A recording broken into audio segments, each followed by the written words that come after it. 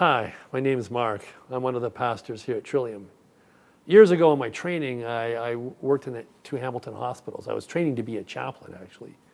And one of my roles as a chaplain in these hospitals was when the specialists would meet with the family, it was to be kind of a bridge between the specialists, who often spoke in medicalese, in medical jargon, and the family who couldn't understand it. And I would be able to kind of guide the doctor into speaking in more everyday terms. Like a term like myocardial infarction is common in the medical world, but for average people like me and you, most of us don't understand what that means. It literally means a heart attack. Yet it seems so foreign to us in its language. It's Latin, really, or Greek. A lot of fields have jargon to them, and it can be frustrating to deal with. You know, you go to your mechanic and he's speaking jargon to you, and it's like, I don't understand. And you don't want to admit to your mechanic you don't get it. It has consequences for you. You know, the military has jargon, the legal profession has jargon, even the internet has its own jargon, its own language to itself. And it can be frustrating sometimes being on the outside of that jargon in life. And I think sometimes there's jargon going on in religion and church too, a lot of jargon actually. It's been about 500 years since Martin Luther nailed the 95 Theses to a door of a church in Wittenberg. That's usually seen as the beginning of the Reformation, the Protestant Reformation. And much of what Luther was about was taking the jargon out of religion. I mean, the medieval Catholic Christianity was a very dour religion. And I don't want to come across as anti-Catholic. They've been reforming for the last 500 years too. But medieval Catholicism was a very dreary religion. It was filled with jargon. And to top it all off, the Mass that was done every Sunday was in Latin. And the vast majority of people in Europe didn't speak Latin anymore. Latin was a dead language. You know, there's good historical reasons why the church started in Latin. I mean, the Roman Empire was made up of mostly Latin-speaking people. When the church started growing up in the Roman Empire, that's the natural language that people spoke and worshipped in.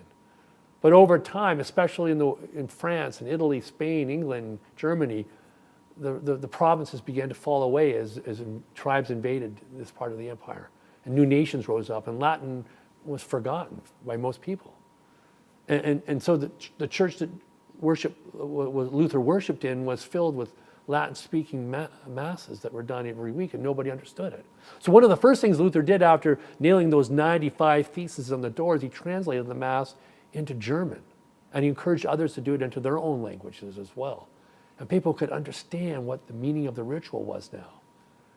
And he translated the Bible into German, and he encouraged other people to translate the Bible into their own languages so everyday people could read it. See, for Luther, it was really important that what happened in church was intelligible, accessible, and helpful to people. You know, that's something that we ponder about here at Trillium too.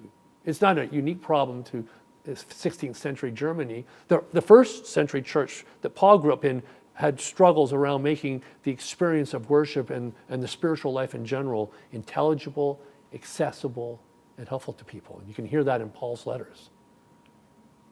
I think people are put off sometimes by churches who are today speaking in Latin, in a sense, speaking in a language and worshiping in a style that makes no sense to them anymore.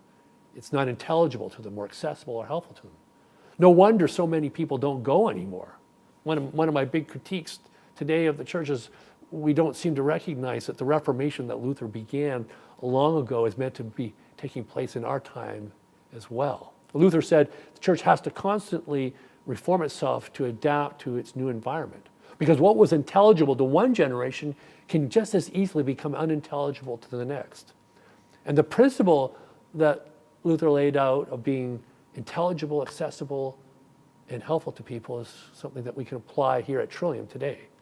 And I think we're on a good path, and we're totally in lockstep with the whole spirit of Luther if we go about creating something here that is intelligible, is accessible, and is helpful to people.